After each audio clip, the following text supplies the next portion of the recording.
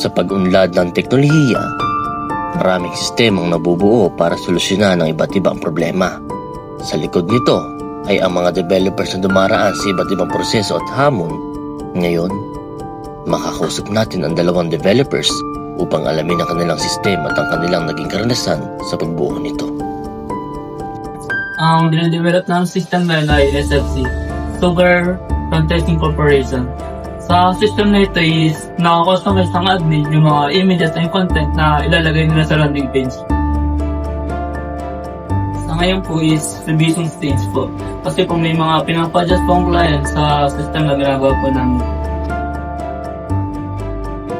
Siguro yung mga challenges na na-encounter namin is yung sa pag-send ng email gamit yung PHP mailer and also the limited time na pagkagawa ng website. Yes, may mga changes and revisions kami dinagdag sa system like yung requirements ng aming client, which is yung integration ng email or their messages ng system. Sir, as of now, wala kaming na pictures or updates recently, but minimake sure namin yung aming na-work na mga function is running in and working smoothly. Sa kabuuan, pinakita ng kanilang karanasan na ang pagbuo ng system ay hindi lang tungkol sa teknolohiya, kundi pati sa pagtitiyaga at patuloy na pag-improve.